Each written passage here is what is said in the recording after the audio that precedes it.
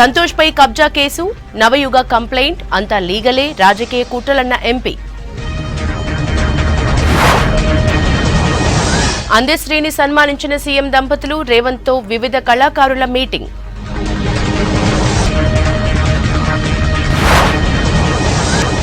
పేదలకు మోదీ చేసిందేం లేదన్న సీతక్క, పార్టీకి కార్యకర్తలు సైన్యమన్న మంత్రులు.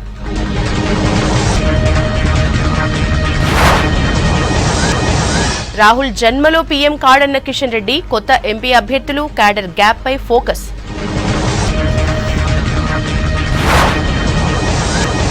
ఎకరా 25,000 పరిహారం ఇవ్వాలన్న హరీష్, రాంగ్ థమ్స్ పై కేసు పెడతామన్న కేటీఆర్.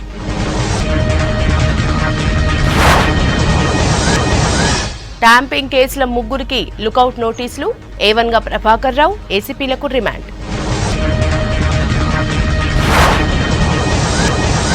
జైలు నుంచే సీఎం కేజ్రీవాల్ ఢిల్లీ పరిపాలన, 31న విపక్ష కూటమి సేవ్ డెమోక్రసీ ర్యాలీ.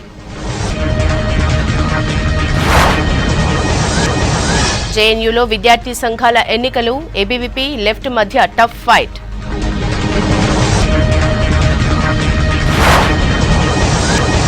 దేశవ్యాప్తంగా ముందస్తు హోలీ సంబరం, army బలగాలతో Rajnath celebrations.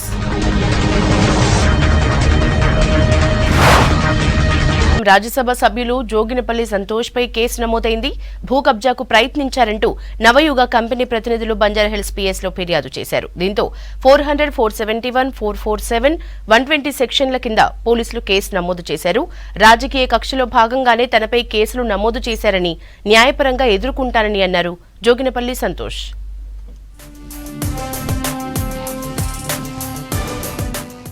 BRS senior నేత, రాజ్యసభ సభ్యుడు జోగినపల్లి సంతోష్ కుమార్ పై పోలీస్ కేసు నమోదైంది. హైదరాబాద్ బంజారాహిల్స్ రోడ్ నెంబర్ 14లో భూమి కబ్జాకు యత్నిస్తున్నారంటూ సంతోష్ పై కంప్లైంట్ వచ్చింది. నవయుగ కంపెనీ ప్రతినిధి చింతా మాధవ్ ఇచ్చిన ఫిర్యాదులతో సంతోష్ తో పాటు లింగారెడ్డి శ్రీధర్ పై పోలీసులు కేసు నమోదు చేశారు. సర్వే నెంబర్ 129/54లో 1350 గజాల స్థలాన్ని కబ్జా చేశారని నవయుగ సంస్థ ఫిర్యాదు చేసింది. నకిలీ డాక్యుమెంట్లు క్రియేట్ చేసి ఆ భూమిని కబ్జా చేసేందుకు ప్రయత్నాలు చేశారని ఈ నెల 21న కంపెనీ ప్రతినిధులు పోలీసులకు కంప్లైంట్ చేశారు. దీంతో ఆయనపై 400, 471, 447, 120B రెడ్ విత్ 34 ఐపీసీ సెక్షన్ల కింద కేసు నమోదు చేశారు. రాజకీయ దురుద్దేశంతోనే తనపై భూకబ్జా కేసు పెట్టారన్నారు రాజ్యసభ సభ్యులు జోగినపల్లి సంతోష్. తాను డబ్బు పెట్టుకున్న ఆస్తిపై అనవసరంగా నిందలు వేస్తున్నారని అన్నారు. షేక్పేట్లోని సర్వే నెంబర్ 129/54లో ఉన్న 904 గజాల ఇంటి స్థలం తాను శ్యామ్ సుందర్ అనే వ్యక్తి నుంచి 2016లో కొన్నానని చెప్పారు. దీన్ని పూర్తిగా చట్టబద్ధంగా కొనుగోలు చేసినట్టు తెలిపారు.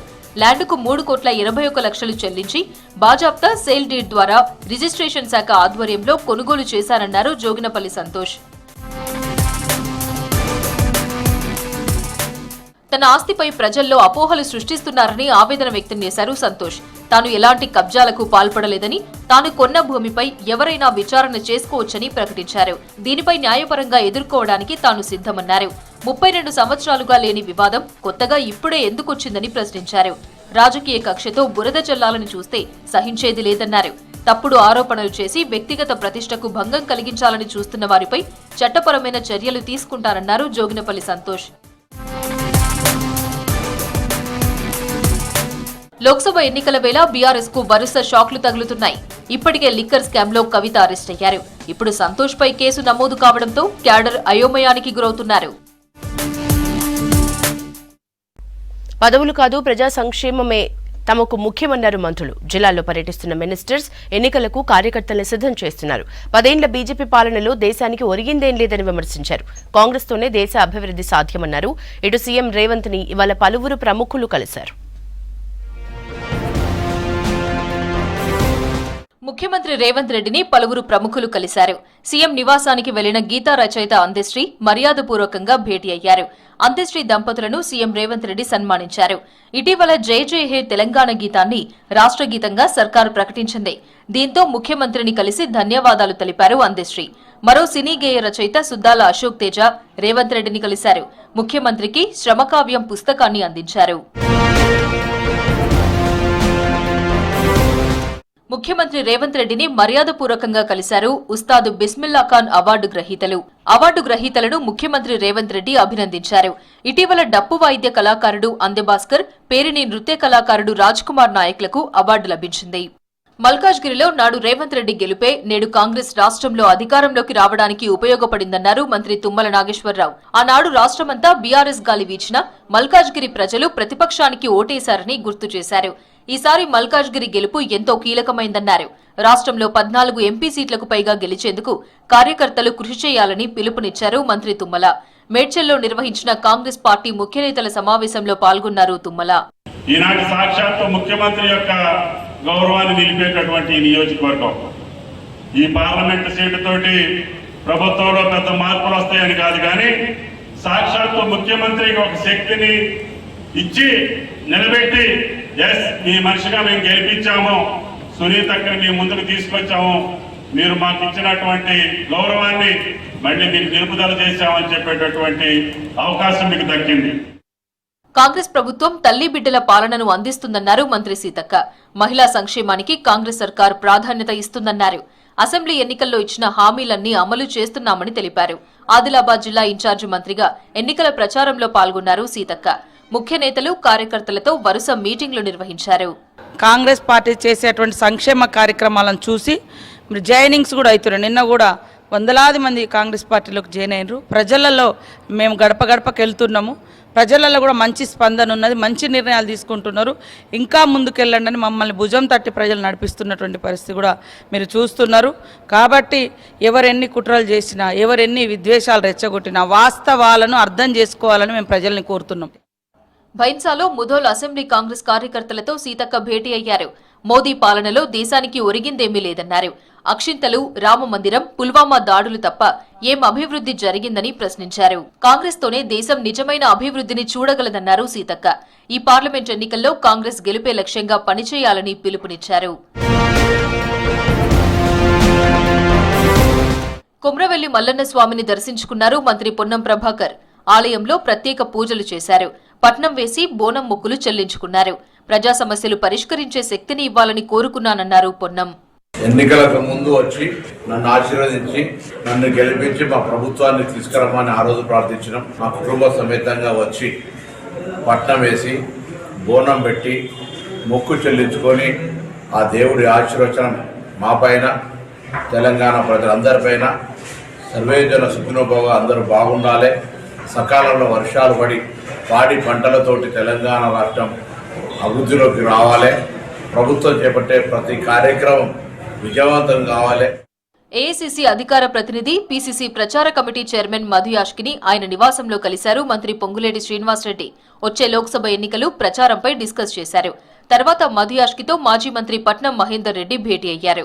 మల్కాజ్గిరి పార్లమెంట్ నియోజకవర్గంలో ఎన్నికల ప్రచారంపై చర్చించారు. మల్కాజ్గిరి నుంచి పట్నం మహేందర్ రెడ్డి సతీమణి సునీత కాంగ్రెస్ అభ్యర్థిగా బరిలో ఉన్నారు. కాంగ్రెస్ రాష్ట్ర వ్యవహారాల ఇన్ఛార్జి దీపాదాస్ మున్షీతో భేటీ అయ్యారు మంత్రి దామోదర రాజనరసింహ. మెదక్, జహీరాబాద్ పార్లమెంట్ నియోజకవర్గాల్లో ప్రచారంపై చర్చించారు. విపక్షాల బలాబలాలు, అనుసరించాల్సిన వ్యూహాలపై డిస్కస్ చేశారు.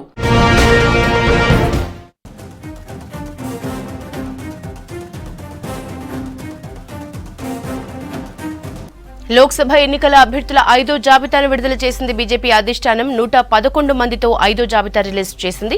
తెలంగాణలో మిగిలిన 2 స్థానాలకు అభ్యర్థుల్ని ప్రకటించింది.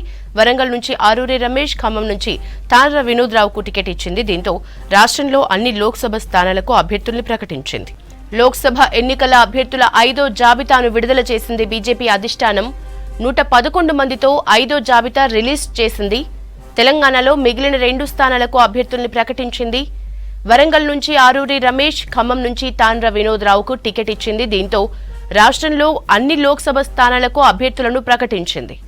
లోక్సభ ఎన్నికల అభ్యర్థుల 5వ జాబితాను విడుదల చేసింది బీజేపీ అధిష్టానం. 111 మందితో 5వ జాబితాను రిలీజ్ చేసింది. తెలంగాణలో మిగిలిన 2 స్థానాలకు కూడా అభ్యర్థుల్ని ప్రకటించింది. వరంగల్ నుంచి ఆరూరి రమేష్, ఖమ్మం నుంచి తాండ్ర వినోద్ రావుకు టికెట్ ఇచ్చింది. దీంతో రాష్ట్రంలో అన్ని లోక్సభ స్థానాలకు అభ్యర్థులను ప్రకటించింది. డీటెయిల్స్ శ్రీనివాస్ అందిస్తారు. శ్రీను, బీజేపీ లిస్టుకి సంబంధించిన అప్డేట్స్ ఏంటి? యశోద మొదటి లిస్ట్ లో 9 మంది, ఆ తర్వాత రెండో లిస్టులో 6, ఇప్పుడు మిగతా పెండింగ్ లో ఉన్నటువంటి 2 టికెట్లు, మొత్తం కూడా 17 టికెట్లను ప్రకటిస్తూ బీజేపీ జాతీయ నాయకత్వం నిర్ణయం తీసుకుందని చెప్పుకోవచ్చు. ఎందుకంటే ఖమ్మం టికెట్ కొంత కన్ఫ్యూజన్ ఉండే, ఎవరికి టికెట్ ఇస్తారు, లేదంటే టీడీపీ తోటి పొత్తు పెట్టుకోబోతున్నారా, లేదంటే ఇంకా ఎవరికైనా టికెట్ ఇవ్వబోతున్నారా, ఇట్లాంటి చర్చలు చాలా జరిగినాయి. So Jalagam Venkatrao Bharatiya Janata party join అయిన తర్వాత ఖమ్మం ఎంపీ టికెట్ ఆయనే అనుకున్నారు, కానీ తాండ్ర వినోదరావుకు టికెట్ ఇచ్చింది భారతీయ జనతా పార్టీ. దీని వెనక బీజేపీ రాష్ట్ర పెద్దలు కొంత ఆయనకు సపోర్ట్ గా ఉన్నట్టుగా తెలిసింది. సో మొత్తానికి విషయం ఖమ్మం టికెట్ మీదనే కొంత గత కొన్ని రోజుల నుంచి కూడా చర్చ జరిగింది. 3వ లిస్ట్ లో ఎవరి పేరు ఉండబోతుంది, ఎవరు ఖమ్మం నుంచి ఖరారు కాబోతున్నారు అనేది. సో మొత్తానికైతే ఎటకేలకు నిర్ణయం అయితే తీసుకున్నారు. ఇంకా మరోవైపు వరంగల్ కు సంబంధించి ఆరూరు రమేష్ ఆల్రెడీ అధికారికంగా ప్రకటించకున్నా అంతకు ముందు వరంగల్ టికెట్ దాదాపుగా ఆరూరు రమేష్ అని అనుకున్నారు. సో ఎటకేలకు ఆయనకు కూడా టికెట్ ఖరారు చేసింది. మనకు తెలిసినటువంటి విషయమే. ఆరూరు రమేష్ ఆ సమయంలో ఆయనని బీఆర్ఎస్ నేతలు తీసుకుపోవడం, కేసీఆర్ని కల్పించడం, ఆ తర్వాత మళ్ళీ ఆయన తన పదవికి అంటే బీఆర్ఎస్ కు రాజీనామా చేయడం, వరంగల్ జిల్లా అధ్యక్షుడు కూడా రాజీనామా చేయడం, ఆ తర్వాత భారతీయ జనతా పార్టీలో జాయిన్ కావడం, వెంటనే ఆయనకు టికెట్ ఖరారు అనుకున్నారు. సో మొత్తానికి 17 టికెట్లు అయితే ప్రకటించింది. మిగతా ఏ రాజకీయ పార్టీ కూడా పూర్తి స్థాయిలో ఇంతవరకు తెలంగాణలో టికెట్లు ప్రకటించలేదు. ఓన్లీ భారతీయ జనతా పార్టీ మాత్రమే అన్ని టికెట్లు ప్రకటించుకుంది. ఇంకా ప్రచారానికి సిద్ధమవుతుంది. ఈ రోజే బీజేపీ సంబంధించినటువంటి కొన్ని సమావేశాలు జరిగాయి. ముఖ్యంగా అభ్యర్థులకు సంబంధించినటువంటి సమావేశాలు జరిగి వాళ్లకు కార్యాచరణ ఇచ్చారు. ఎట్లా ప్రజల్లోకి వెళ్ళాలి, ఎట్లా ఓట్లు అడగాలి, తర్వాత భారతీయ జనతా పార్టీ లక్ష్యాలేంటి, మోడీ చేపట్టినటువంటి కార్యక్రమాలని, ఇవన్నీ కూడా ప్రజల్లోకి తీసుకువెళ్లాలని చెప్పారు. ఇంకొక వైపు బీజేపీకి సంబంధించినటువంటి ఆఫీస్ బేరర్స్ మీటింగ్ కూడా జరిగింది. సో ప్రచారానికి సంబంధించినటువంటి ఒక కార్యాచరణ కూడా సిద్ధం చేశారు.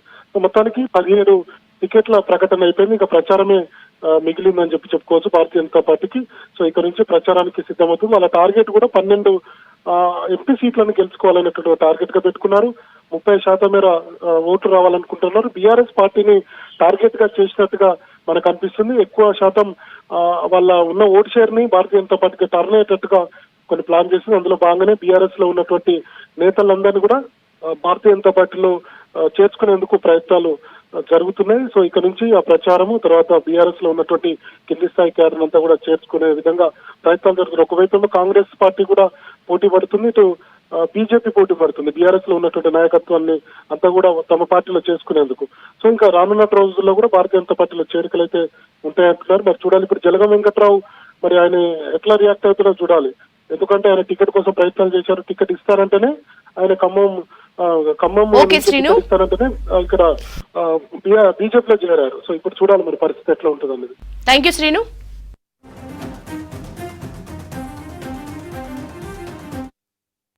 ఇక బీజేపీ బీఆర్ఎస్ 2 ఒక్కటే అని ఆరోపించారు కాంగ్రెస్ లీడర్స్. 2 పార్టీల చీకటి ఒప్పందంలో భాగమే లోక్సభ ఎన్నికల్లో బీఆర్ఎస్ డమ్మీ అభ్యర్థులను నిలబెట్టిందని విమర్శించారు. బీజేపీ దేవుడి పేరుతో రాజకీయాలు చేస్తోందని మండిపడ్డారు. కేంద్రంలో కాంగ్రెస్ అధికారంలోకి వస్తే రాష్ట్రం మరింత అభివృద్ధి చెందుతుందని అన్నారు హాస్టం నేతలు.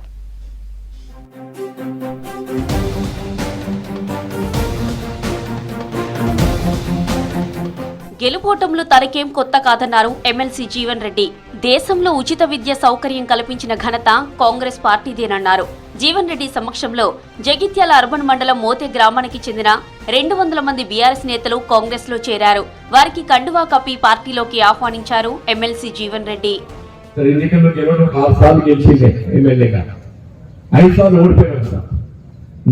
నాలుగు గెలిచిన లేడు, 4 సార్లు ఓడిపోయిన లేడు.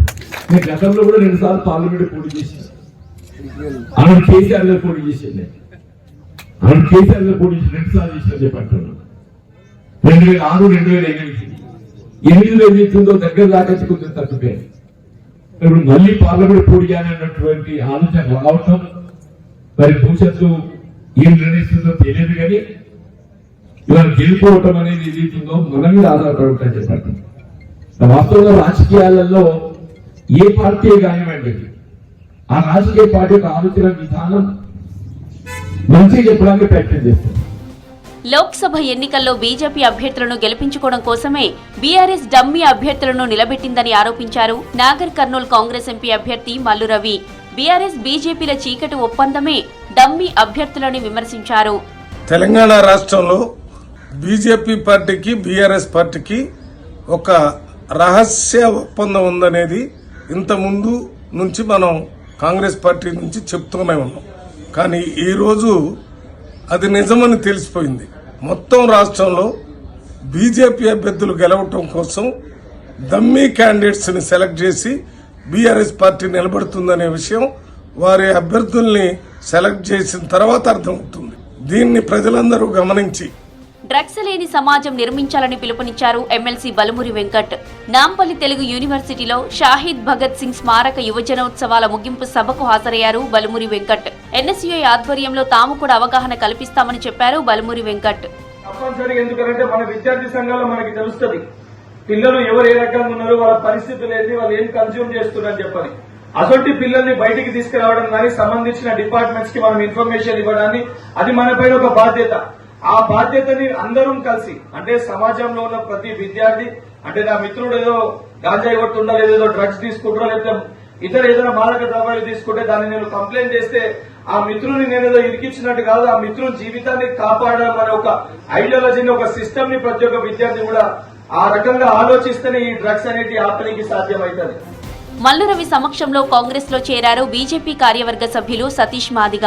గత అసెంబ్లీ ఎన్నికల్లో బీజేపీ తరపున అచ్చంపేట అసెంబ్లీ నుంచి పోటీ చేశారు సతీష్ మాదిగ. మల్లురవి ఆహ్వానంతో ఆయన సమక్షంలో కాంగ్రెస్ లో చేరారు.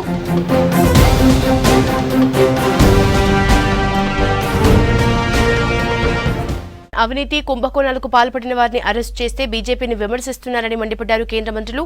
అవినీతి చేసిన వారిని ఈడీ, సీబీఐ వదిలిపెట్టదన్నారు. న్యాయంగా రాష్ట్రాలకు రావాల్సిన నిధుల కంటే ఎక్కువే కేటాయించామన్నారు. మరోవైపు 111 మందితో కూడిన లోక్సభ అభ్యర్థుల 5వ జాబితాను రిలీజ్ చేసింది బీజేపీ. ప్రధాని మోదీ నివాసంలో బీజేపీ నేతలు కీలక సమావేశం నిర్వహించారు.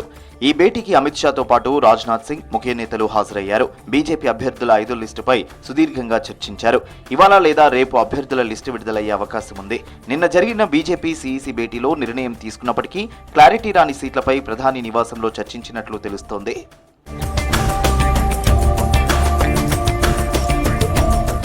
కేంద్ర ప్రభుత్వం కర్ణాటకకు రావాల్సిన ప్రతి పైసాను అందించిందన్నారు కేంద్ర మంత్రి నిర్మలా సీతారామన్. యూపీఏ 10 ఏళ్లతో పోలిస్తే 3.5 రెట్లు ఎక్కువ ఇచ్చిందన్నారు. రాష్ట్రాలకు గ్రాంట్లు 273% పెరిగాయని చెప్పారు Nirmala Sitharaman. And assure the citizens of Bengaluru that the funds from the central government to the state government, as per the recommendation of the Finance Commission, which gets appointed once in 5 years, and I know this is a matter of great interest in Karnataka.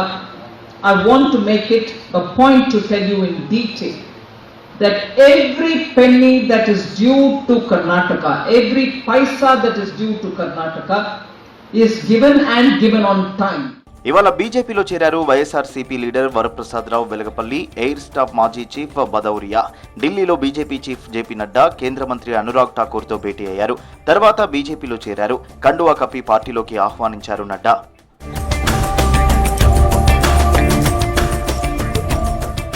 Delhi CM Arvind Kejriwal ఎప్పుడూ గొప్ప వ్యక్తి కాదన్నారు కేంద్ర మంత్రి నిత్యానంద్ రాయ్. అవినీతి కుంభకోణాలకు పాల్పడిన వాళ్లు వాటి పర్యవసనాలను ఎదుర్కొంటారని చెప్పారు. బీహార్ పాట్నాలో కేజ్రీవాల్ అరెస్టుపై మాట్లాడారు నిత్యానంద్ రాయ్. అవినీతికి పాల్పడిన ఎవరిని ఈడీ, సీబీఐలు విడిచిపెట్టవన్నారు కేంద్ర మంత్రి నిత్యానంద్ రాయ్. यह सरकार, केंद्र की सरकार, मोदी जी के नेतृत्व वाली सरकार पारदर्शिता के साथ काम कर रही है. यहाँ कोई भ्रष्टाचार और घोटाला करने वालों का यह कोई गुंजाइश नहीं है.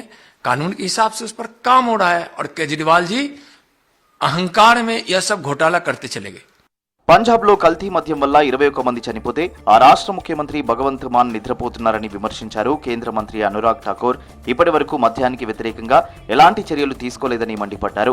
సీఎం సొంత గ్రామంలో 21 మంది చనిపోతే పట్టించుకోకుండా ఢిల్లీలో కేజ్రీవాల్ ను కాపాడేందుకు ప్రయత్నిస్తున్నారని ఆరోపించారు అనురాగ్.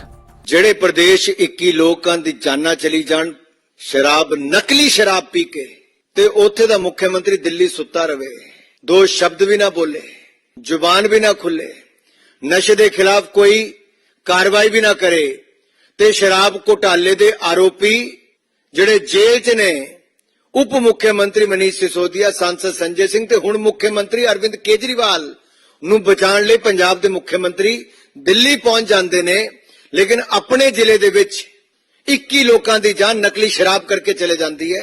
గత 8 ఏళ్లుగా కేరళ ప్రభుత్వం రాష్ట్ర ఆర్థిక వ్యవస్థను నాశనం చేసిందన్నారు కేంద్ర మంత్రి రాజీవ్ చంద్రశేఖర్. రాష్ట్రంలో ఉద్యోగులకు జీతాలు, వృద్ధులకు పింఛన్లు ఇచ్చే పరిస్థితి లేదని విమర్శించారు. కేంద్రంలో బీజేపీ ప్రభుత్వం వల్లే కేరళ అభివృద్ధి జరుగుతుందన్నారు రాజీవ్ చంద్రశేఖర్.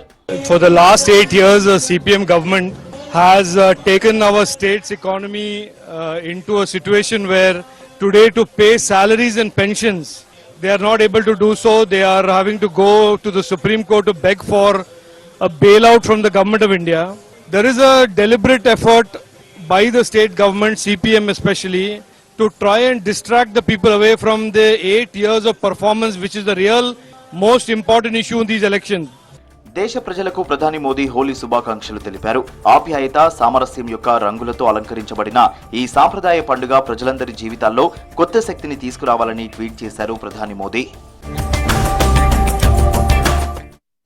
ఫోన్ ట్యాపింగ్ కేసులో దర్యాప్తు ముమ్మరంగా కొనసాగుతోంది. ఈ కేసులో ప్రభాకర్ రావును A1 గా చేర్చారు బంజారాహిల్స్ పోలీసులు. A2 గా ప్రణీత్ రావు, A3 గా రాధాకిషన్, A4 గా భుజంగరావు, A5 గా తిరుపతనను చేర్చారు. ఇక A6 గా ప్రైవేట్ వ్యక్తి పేరును చేర్చారు పోలీసులు. ఫోన్ ట్యాపింగ్ లో ప్రభాకర్ రావే కీలకంగా వ్యవహరించినట్లు పోలీసులు గుర్తించారు. ప్రభాకర్ రావు ఆదేశాల మేరకు ట్యాపింగ్ డివైస్లు ధ్వంసం చేసినట్లు తెలుస్తోంది. ప్రభాకర్ రావు చెప్పిన మేరకు హార్డ్ డిస్క్లు స్వాధీనం చేసుకున్నారు పోలీసులు. చెడిపోయిన ట్యాపింగ్ డివైస్ ను పోలీసులు రిట్రైవ్ చేసేందుకు ప్రయత్నాలు చేస్తున్నారు. ప్రస్తుతం మాజీ intelligence chief Prabhakar Rao, A2 Radhakishan, A6 నిందితుడు ప్రస్తుతం విదేశాలకు పరారైనట్లు తెలుస్తోంది. దీంతో వారిపై లుకౌట్ నోటీసులు జారీ చేశారు పోలీసులు.